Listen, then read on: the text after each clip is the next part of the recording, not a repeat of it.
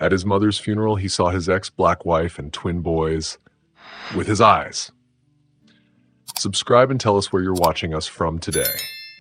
A cold wind blew through the cemetery in Buckhead, a very old and fancy neighborhood in Atlanta. The wind made the black coats and veils of the people at the funeral move. The sky was dark and gray, and the clouds looked heavy, like they were going to fall. Big old trees stood nearby, and their leaves moved softly, like they were saying goodbye too. In the casket covered with white lilies was Vivian Vale. She was an important lady, known for her business, her money, and how strong she was. Some people thought she was amazing. Others thought she was cold and strict. Dominic Vale stood quietly among the people. He was tall, wearing a neat black suit. He was 34 years old and a very good architect in New York and Chicago.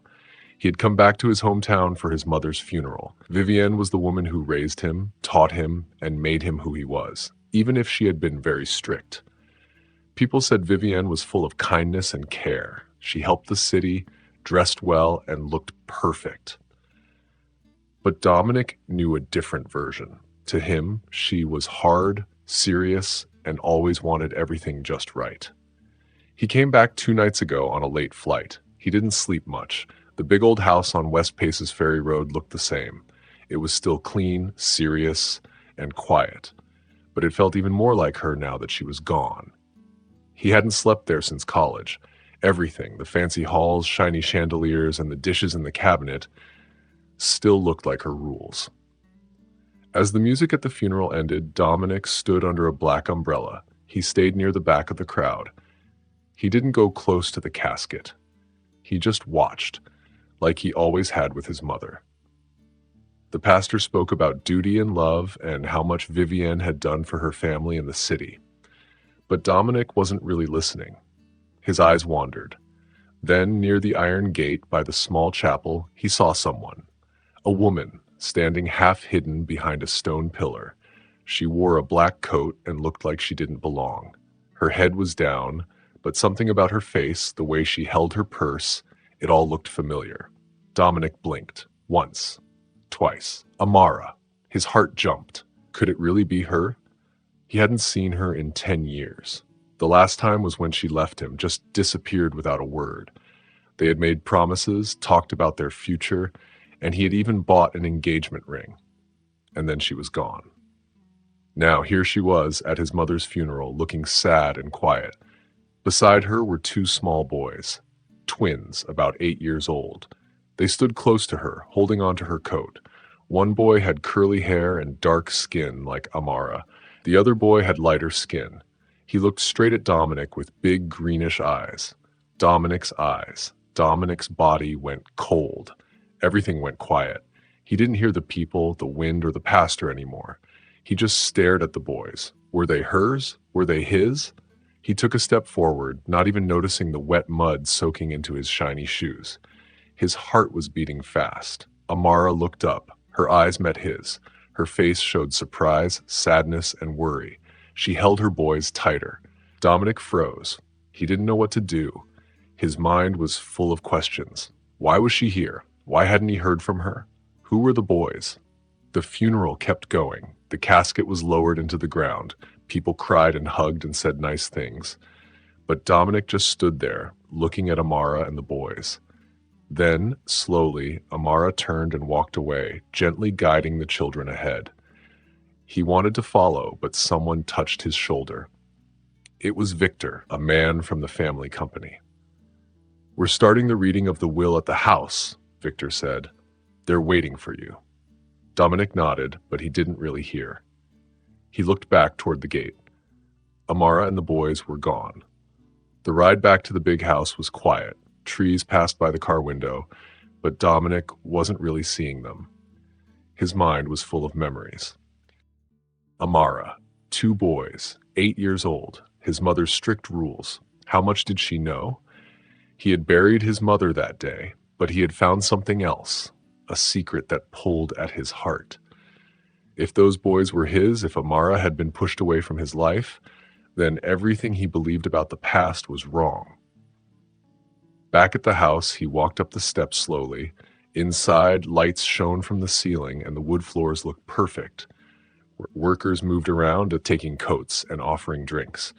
People whispered kindly to each other. Dominic didn't talk to anyone. He went upstairs to his old study, closed the door, and stood in front of the fireplace. The fire was warm, but he didn't feel it. He took out his phone. His hands shook. He looked through his contacts. Amara Harrison. Nothing. He sat in a big chair and held his head in his hands. He needed to know the truth. The next morning came slowly. The sky outside was gray. Dominic hadn't slept. He walked around his old bedroom, looked through old boxes, and stared at the ceiling. But the only thing in his mind was Amara and the boys. Their eyes, their skin, the way they hugged her, his heart already knew. They were his sons. By noon, he had done something he never thought he would. He called someone who used to work for him, now a private investigator. He asked them to find Amara Harrison in the city. Amara had left almost no clues, no credit cards, no house in her name. But the investigator found something, a motel in East Point, 30 minutes from the Vale house. A woman who looked like Amara had checked in. She paid with cash. 2 boys were with her. Dominic left right away. He didn't turn on music. He didn't call anyone. He just drove. He wasn't angry. He was sad and confused and needed answers. The motel was small and old. It sat near a closed diner and an empty gas station. The sign buzzed and the parking lot had cracks in it. Dominic parked and walked to the room, number 17. He stood there for a while. His hand shook before he finally knocked. The door opened just a little. Amara. She looked tired and smaller than before. Her hair was pulled back. She wore a big old sweatshirt. Her eyes looked careful. "I knew you'd come," she said softly. "You left," he whispered. "No," she said. "I was pushed." They stood in silence for a long time. Then she opened the door wider. The room was clean but simple. 2 twin beds were pushed together. Children's books were on a table. On the floor, the twins were coloring. One looked up and stared at Dominic. That was Leo, Dominic would learn later. The other one, Jalen, kept coloring. "They don't know who you are," Amara said. "I never told them." Dominic didn't know what to say. He walked into the room slowly. He didn't sit down. He looked at the children, then back at Amara. "I need to understand everything," he said. "Please tell me." Amara crossed her arms and leaned on the dresser. "When I found out I was going to have a baby, I was scared," she said. "But I was going to tell you. I really was." "Then your mother came." Dominic flinched. "She came to my apartment 2 days after I missed your call. She looked at me like I was trash. She didn't sit. She didn't ask if I was okay. She just said, 'This isn't happening.'" Dominic clenched his fists. She said you had moved on. She said you didn't want the baby. She said if I tried to contact you again, she would ruin my life. She showed me papers, legal threats. She had lawyers. She knew where I worked. She knew I had no family. She scared me. "She lied to me," Dominic said, mostly to himself. "She told me you left, just disappeared." "Because she made sure I couldn't reach you," Amara said. "I tried, I wrote letters, I called, but nothing worked. In the end, I thought maybe she was right. Maybe you didn't want us." Dominic looked at the boys. One was humming and coloring a green dragon. "I would have wanted you," he said. "All of you." Amara looked down. "I wanted to believe that, but I was 25, alone, pregnant, and scared. Your mom had so much power, I did what I thought was best." Dominic didn't argue. He saw how it could have happened, how fast he had believed she left him, how quickly he had stopped trying. They sat in silence for a while. Then Amara looked out the window. "Why did you come to the funeral?" she asked. "Because I saw your face," he said, "and I saw their faces, and everything else stopped." Dominic stepped closer to the 2 boys. "What are their names?" he asked. Leo, Amara said, nodding to the older boy, "and Jalen. Leo is older by 3 minutes." Dominic slowly knelt down in front of them. His knees made a soft sound. He didn't know what to say or how to say it, but the words came out. "Hi," he said gently. I'm Dominic." Leo looked up at him. Are you Mom's friend? Amara turned from the window. Her voice was very quiet. He's your dad. Jalon stopped coloring with his crayon. He looked up. Both boys stared at Dominic. And for the first time, Dominic didn't see confusion or fear. He saw something special. They looked like him, like a mirror. Dominic blinked hard, trying not to cry. I didn't know, he said softly. I didn't know about you, but I'm here now, and I want to stay if you'll let me. Leo tilted his head. Do you like dinosaurs? Dominic laughed, really laughed for the first time in a long time. The sound felt strange, but good. I do. I'm a big fan of T-Rex. Jalon smiled a little. Behind them, Amara watched quietly. Her hands were held together tightly. Her heart was beating very fast. Later, after the boys fell asleep, curled under one blanket, Dominic and Amara sat in two old chairs near the window. Outside, the city was noisy, but inside it was calm and quiet. I don't know what to do next, Dominic said. I'm angry. Not at you, at her, at myself, for not looking harder, for believing the lies. Amara took a sip of water from a plastic cup. You don't have to decide everything right now. Dominic leaned forward.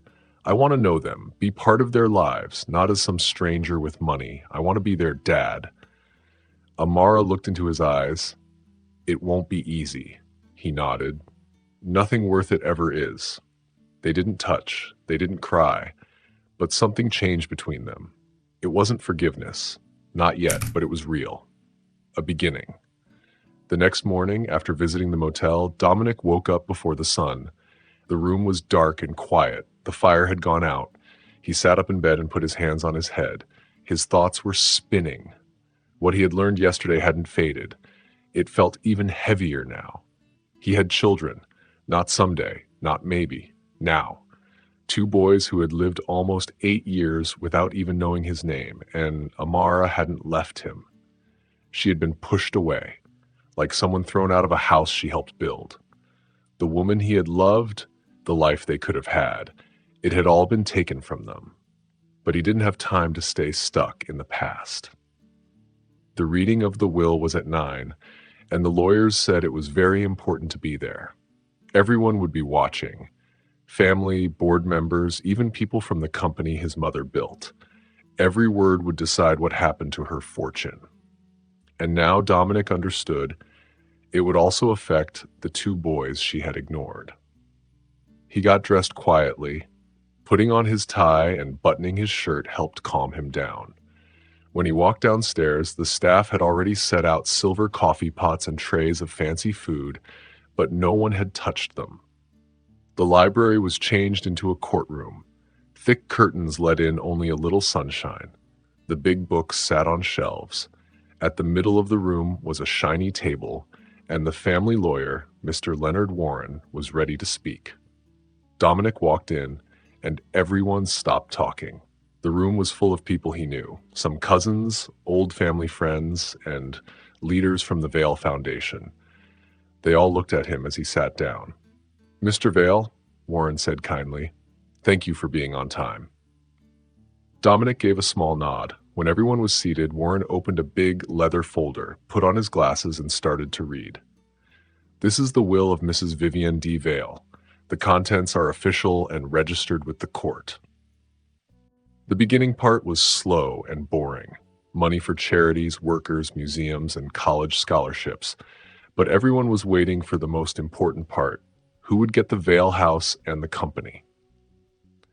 At last, Warren read, To my only son, Dominic Daniel Vail, I leave the Vail Manor, all its contents and the land around it. I also give him my personal investments and the controlling shares of Vail Heritage Holdings under one condition. Dominic sat up straight. Warren kept going. He must, within 1 year of my death, show that he has built a proper family life. That means getting married or living with someone the family sees as good enough for the Vail name. The room was silent. Dominic blinked. He looked around. No one else looked shocked. Just him. The lawyer went on, If he does not meet this condition, the company's shares will go to the Vail Family Trust and be run by the people named in this document. The house will become a museum or public place managed by the Vail Foundation. Dominic felt dizzy. He opened his mouth but didn't say anything. A respectable family life and a suitable partner, that wasn't about family. That was control. Now it all made sense. His mother never asked why he stopped dating Amara. She never wanted Amara in the picture. She had planned this. She had cut Amara and the boys out of the family with rules that kept control in her hands. Dominic looked across the room. Thaddeus Crane, the chairman of the foundation and someone who always tried to take Dominic's place, was sitting calmly. He didn't smile, but his fingers tapped on the chair's arm like he was happy inside. "There's one more thing," Warren said, turning to the last pages. "An extra note was added 6 months ago." Dominic looked up. "An extra note?" Warren nodded. "If it's discovered that Dominic has children and they are proven by a test, a trust will be made for them. They will get the money when they turn 21. But they will not get the house or the company. They will not be counted as part of the Vale family holdings." Dominic stared at the paper but didn't really see it. His hands felt cold. So his mother knew about the boys 6 months ago. That was when Amara said she sent another letter. Maybe someone saw it, maybe a photo got passed around, or maybe Vivienne had always known. She just didn't want anyone else to know. 2 boys with Vale blood, but not the Vale name. His sons, Leo and Jalen, had been erased from the family, even though they were real, even though they were alive, just not wanted. "This ends the reading," Warren said. "If you have questions, please call my office." But Dominic didn't move. He couldn't. His head was spinning. He thought the funeral would be the end, but now he saw it was just the beginning. He had to fight. For his sons, for the truth, and maybe for a future he could finally choose for himself. As people began to leave, Thaddeus walked by and stopped next to him. "You have some choices to make, Dominic," he said in a quiet voice, "and not much time to make them." Dominic looked up. "Is that a threat?" "Of course not," Thaddeus said smoothly. "Just a reminder, the board is watching, the foundation is watching. If you want to keep your place, you'll need more than promises." He walked away. Dominic stayed sitting for a while. The papers in front of him were filled with betrayal, a respectable family, a suitable partner. His mother had planned it all. Finally, he stood up, picked up the papers, and left the room. Outside, the sky was turning blue. The clouds were going away. He took out his phone and called Amara.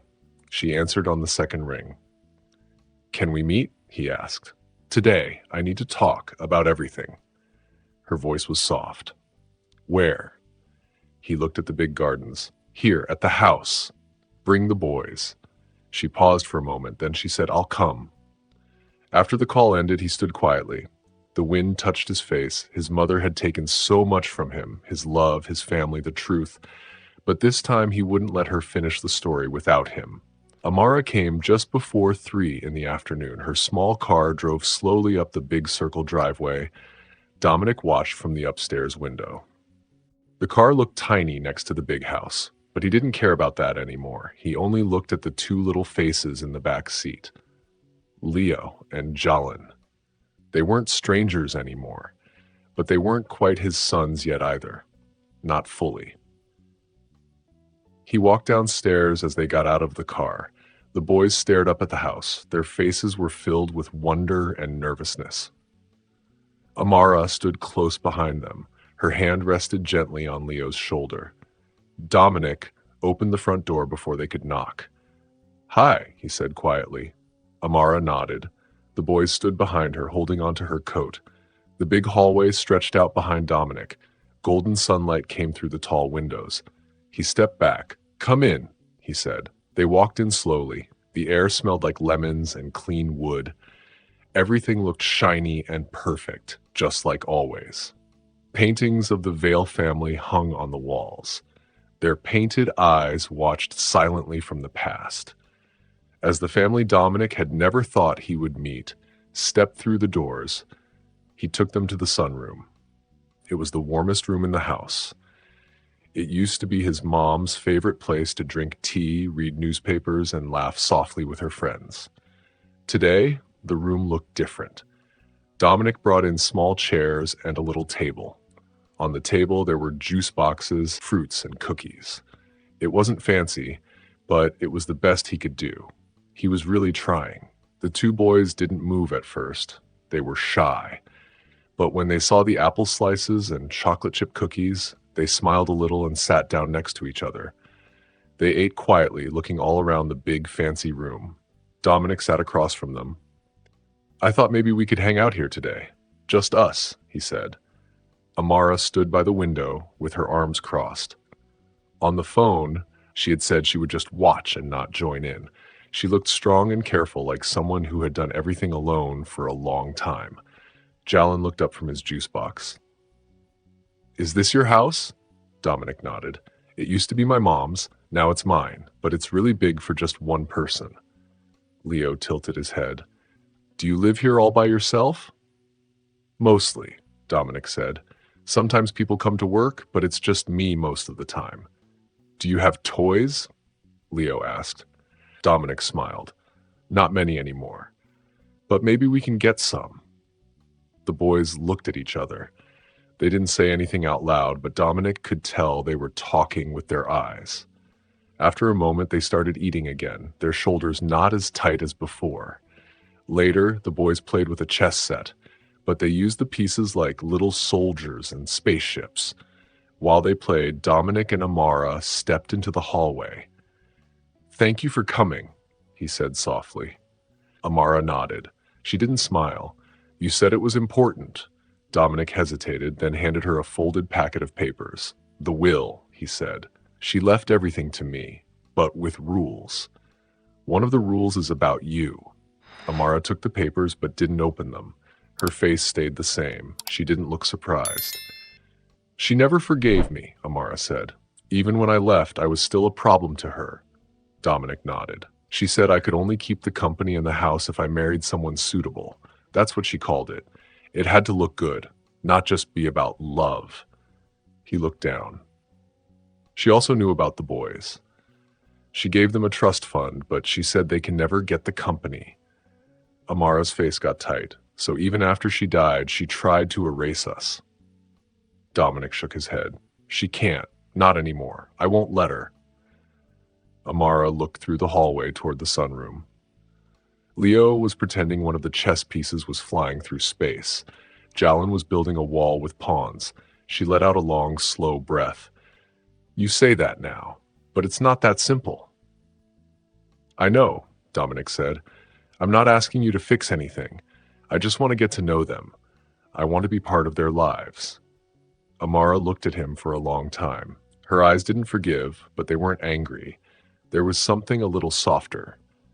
"I'm not going to stop you," she said at last. "They already asked if they can come back." And over the next 2 weeks, they did. First, just for a few hours at a time. They played in the garden, rode scooters on the long driveway, and played hide and seek in the big house. Dominic played with them too. He canceled his meetings and pushed back his work. For the first time in a long while, his days weren't about money. The boys were still a little shy at first, but they started asking more questions. They asked what he did for work, what cartoons he liked as a kid, and if he ever got scared at night in such a big house. Dominic always answered truthfully and kindly. One rainy Sunday, while the rain tapped on the windows, Leo sat on the couch next to Dominic and gave him a drawing. It was a picture of a tall man holding hands with two smiling boys. "That's you," Leo said, "and that's us." Dominic stared at the drawing. At the bottom, the word "Dad" was written in crayon. His heart felt full and tight at the same time. He looked at Leo, but the boy had already gone back to playing with his Legos. He didn't know he had just changed Dominic's whole world. That evening, when Amara came to pick them up, the boys were sleeping in the back seat of the car, tired after playing all day. "You're good with them," she said softly. Dominic shrugged, smiling just a little. "They're easy to love." Amara looked at him with surprise. "You were always good at building things, but I didn't know you could build this." "I'm still learning," Dominic said, "but I want to build this with them." She nodded slowly. One day at a time. And so they began a new way of doing things. They didn't talk much about the past. It still hurt too much, but the present became their new story. Every bedtime story, every laugh, every little cut that Dominic helped cover with a bandage helped build something new. It wasn't perfect. He forgot things. He burned grilled cheese, and once he said a bad word during a football game. But the boys forgave him quickly, and for the first time ever, Dominic forgave himself too. He was learning that being a dad wasn't about knowing everything. It was about showing up again and again, no matter what. One morning, the boys were outside playing with the gardener's dog. Dominic and Amara sat on the back porch with coffee. The air smelled like flowers and fresh grass. "I've never had this before," Dominic said, watching the boys run. "What?" Amara asked. "A second chance." She looked at him, her eyes serious. "Don't waste it." He wouldn't. Not again. Spring came gently, like a big soft blanket covering the garden. The flowers started blooming. The white blossoms on the trees shook gently in the wind. Dominic noticed the little things again, the colors in the sky, the sound of shoes on the brick path, and laughter echoing in the hallways. He woke up early, not because he had to, but because he wanted to. Every morning he waited for Amara's car. When it came, he met the boys with jokes, questions about their dreams, and fun plans. The wall between them began to break down. The boys didn't wait anymore before calling him Dad. They didn't look to their mom for permission when he reached out to them. They took him as he was, clumsy, silly, but full of love. And something inside Dominic started to heal. But even though things were getting better, something still felt strange in the house. It was quiet in a way that didn't feel right. It was like the spirit of his mother, Vivienne, was still there. And Dominic felt he had to know what she had really done. One quiet Tuesday, when Leo was napping and Jalen was reading, Dominic went up to the attic. The helpers in the house never went there. It was too dusty and messy. But as a boy, Dominic used to love it. It felt like a treasure castle full of old fun things. Now it felt more like a locked box holding secrets. He opened the door and coughed as dust filled the air. Light came through a small window. He stepped over a broken globe, an old rocking horse, and finally reached a trunk with the Vale family sign on it. It was heavy. He opened it with effort. Inside, under lace and old photo books, was a bundle of letters tied with a blue ribbon. Beneath that was a velvet journal. It looked just like the ones his mom used to use. He sat down, wiped off the dust, and opened it. The writing was his mom's, neat and sharp. He started reading. April 11. Dominic is seeing that girl again, Amara. Sweet smile, clever eyes, but wrong, so very wrong. He doesn't see it now, but he will. He must. June 2nd. They are engaged. I told him nothing. I smiled. I began. Dominic flipped through the pages faster. July 19. Called Mr. Dobson. If she doesn't leave on her own, there are other ways. She has no family, no money, just one push. August 3. She left. I did it quietly. She didn't even fight. I almost feel sorry for her. Almost. His hands shook as he read the last entry. January 12. 6 years since the child was born. I know. I watched from afar. I gave her money, but not enough for the boys to claim anything. Dominic must never know. He is too soft. He would forgive. Dominic stared at the pages. His mom had known about the babies. She had made sure Amara would go away. She had lied and tried to control everything, and still she had left clues. The trust, the rule about the will. She had tried to control and care at the same time. Near the bottom of the trunk, he found an envelope with his name on it. He opened it slowly.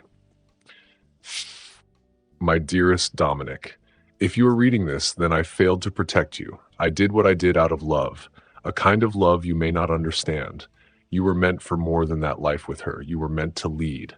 I feared she would ruin it. Yes, I separated you. Yes, I lied. I will not ask you to forgive me. But remember this, legacy matters. Blood matters. If you are a father now, teach your children to be strong, not soft. I loved you in my own way. Mother. The letter fell from his hands and landed on the floor. Dominic sat there in the quiet attic, not crying, but feeling like his heart had been emptied. That night, Dominic sat with Amara on the back porch. The twin boys were already asleep upstairs. The stars were shining brightly above them, with no city lights to block them. It was very quiet. Dominic told Amara everything. He talked about the journal, the letter, and all the years his mother had tricked him. Amara didn't cry. She didn't say anything for a long time. Then finally she spoke. I always knew it was her, she said, but it still hurts to hear it all said out loud. She thought I was nothing, that I didn't belong in your world. She was wrong, Dominic said. She was wrong about you and about everything else. Amara looked at him sadly. And what about you? What do you want now? I want the boys, Dominic said. I want to be with them, to raise them, and maybe someday be with you too. But first, I have to fix everything. Amara looked at the garden and said, then start there. That night, Dominic didn't sleep. He walked through the big house. He passed old paintings, statues, and fancy things from the past. As he walked, he didn't just see what had been lost. He started to see what could be built, not something passed down, but something he could make himself. The next morning, Dominic showed Amara the journal and the letter. The house felt a little different, lighter, even though many hard things had just come out. The big house didn't feel quiet and cold anymore. Now you could hear the soft laughter of the boys and feel a new life growing. But even with all the happy changes, Dominic still felt something ticking inside him like a quiet clock. His mother had written in the will, he had 1 year. 1 year to prove he could build a good family. 1 year to marry someone she liked. Or else he would lose everything, the company, the house, the name she loved so much. Now, half of that year was already gone. The pressure was getting heavier. The company board, especially a man named Thaddeus Crane, kept sending messages that sounded nice, but were full of threats. People were talking. Investors were nervous. Even the news wrote stories about Dominic. One headline said, Architect heir faces inheritance ultimatum. Another said, Vale legacy hangs in the balance. Dominic tried not to think about those stories. He focused on the boys. He focused on Amara. He tried to rebuild the future that had been taken from him. Every morning he took the twins to school. He learned that Leo liked apples more than grapes. He bought books about space because Leo loved planets. He bought paintbrushes when Ezra said he wanted to paint clouds that looked like dogs. Every evening, he helped with homework, broke up arguments, brushed little teeth, and turned on nightlights. Every small thing felt very big. And each day he knew he didn't want to lose this. Not for business, not for anything. He remembered what Amara said, start there. And he had started. But it wasn't enough. Not with the company hanging in the air, and not with men like Thaddeus waiting to take control.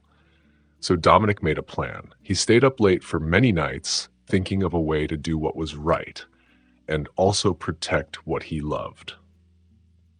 On the 5th night, he met with a lawyer from outside the Vale family. This lawyer didn't work for the board or care about the old rules. They talked about different ways to change things, making new trusts, giving others less power, and helping people. Then Dominic made a big choice. He called for a press conference. It was on a Monday morning in a big glass room at Vale Heritage Tower. Reporters came. Cameras were ready.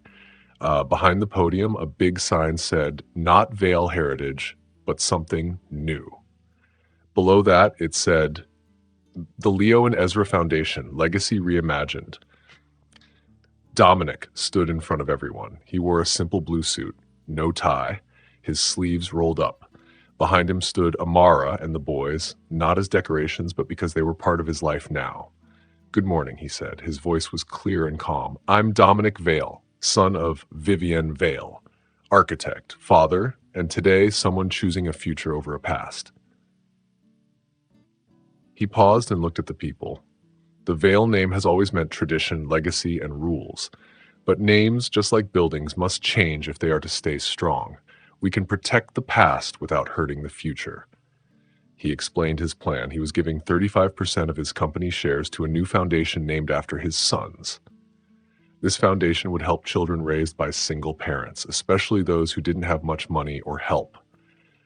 I've had a lot of privilege, Dominic said, but I've also had pain. I can't change the past, but I can build from it. I won't let silence win. I will raise my sons with truth. When he finished, the room was quiet. Then reporters began asking many questions. He answered some of them, but he didn't say if he would get married or stay as CEO. He just said, "I'm focused on my family. The rest will fall into place." After that, they went home. The boys ran into the garden, laughing. Their happy voices sounded like music. Amara walked slowly next to Dominic. "You didn't have to do that," she said. "I did," he said. "For them, for you, for me. I can't change what my mother did, but I don't have to make the same choices she did." Amara looked at him. Her eyes were hard to read. "You still have 5 months. Do you know what you're going to do about the rest?" Dominic stopped walking. He turned to her. "I know what I want," he said. "I want to raise the boys in a home where no one whispers their names in shame. I want to love them with my whole heart. And I want you to feel safe here, not like a guest, not like someone just passing through." "And us?" she asked softly. He took a deep breath. "I'm not asking you to marry me just to check off a rule in the will, but I also don't want to pretend that what we had, what we still might have, doesn't matter. I'm not the same man I was. But I still love you. I never stopped. I just forgot how to remember you without the pain." Her eyes sparkled with tears, but she didn't look away. "I never stopped loving you either," she said. "But I've built walls around me that you might not see.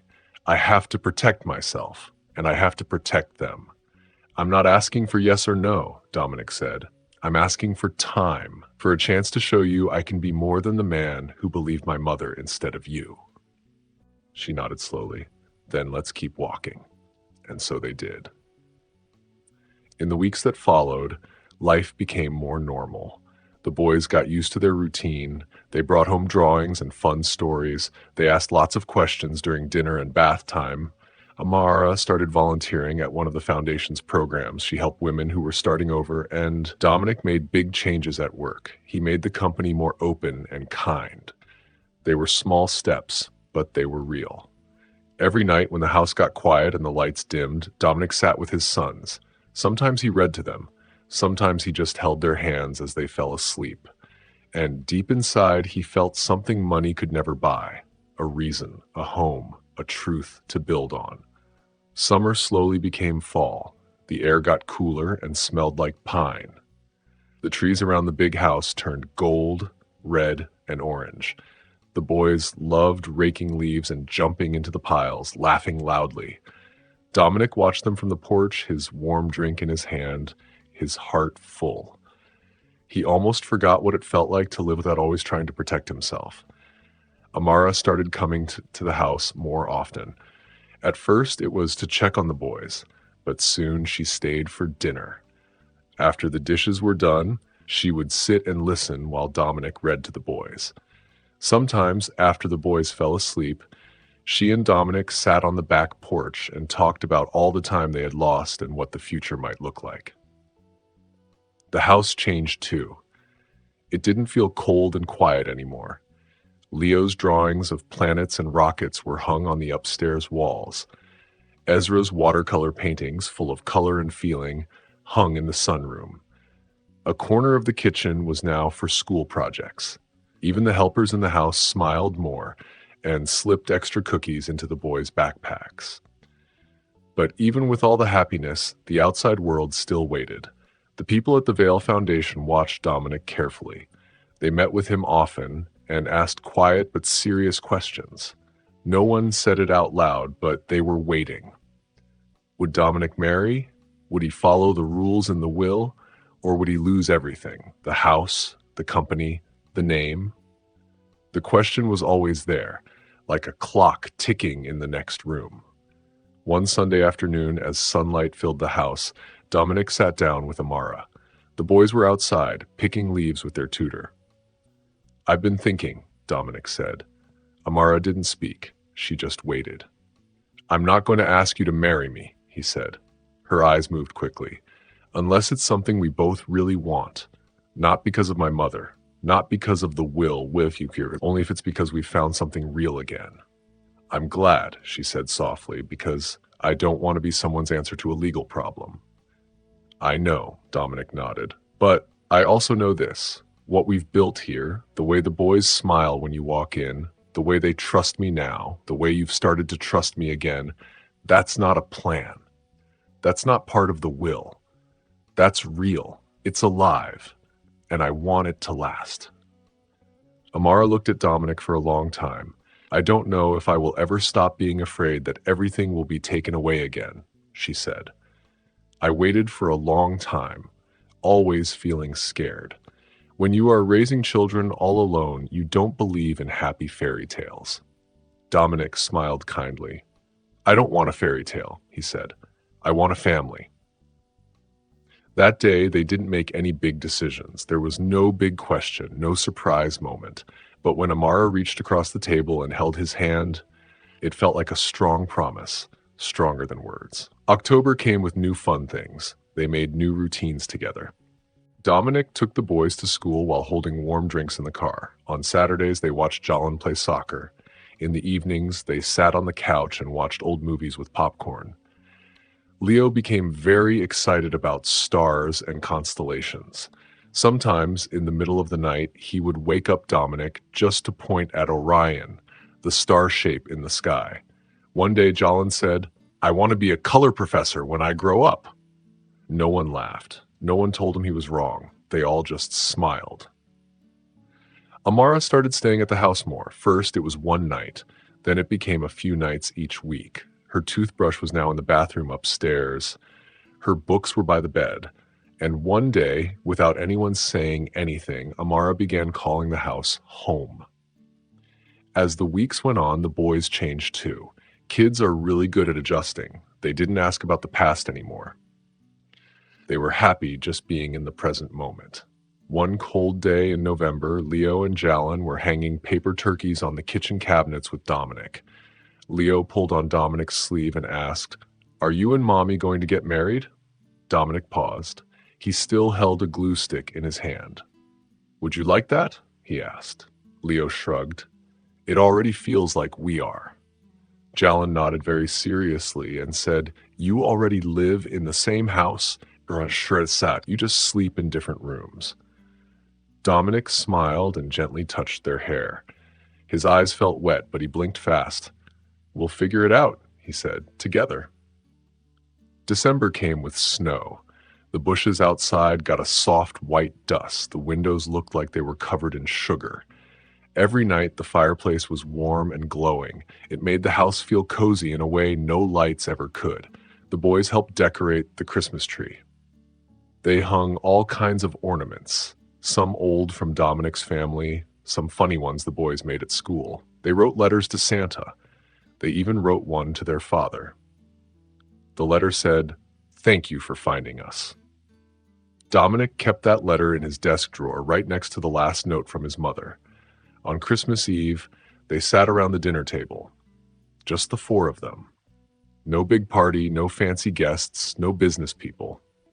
Dominic stood up and gently tapped his glass. "I know we didn't do big gifts this year," he said, "but I do have one thing to give."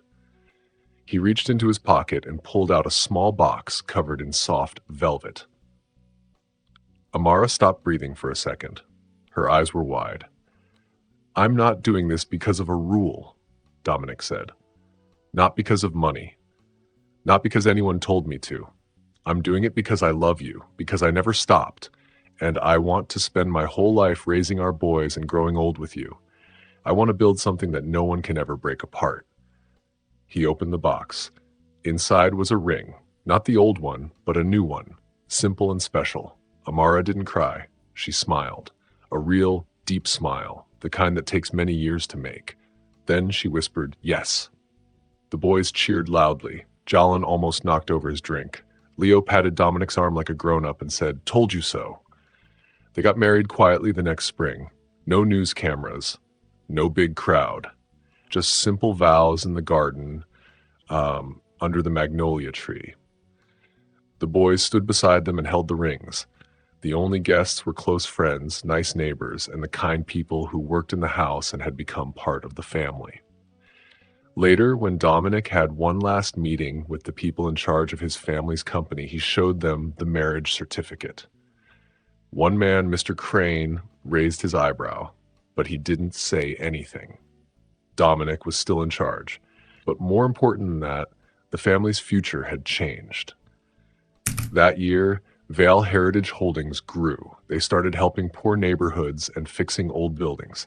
The Leo and Jalin Foundation gave money to help build a school for little kids. At the estate, the big house was no longer filled with quiet pictures of old people. Now it was full of laughter, hugs, and love. Dominic no longer felt afraid of time running out. The clock had struck midnight, then morning, then afternoon, and still the life he thought he had lost was here, and it was even better than before. In the end, it wasn't about money or the family name that saved them. It was love, choices, and the bravery to say, "This time we stay." Thanks for watching. If you liked the story, don't forget to subscribe, like, and share your thoughts in the comments. Check out our other videos too. See you in the next one.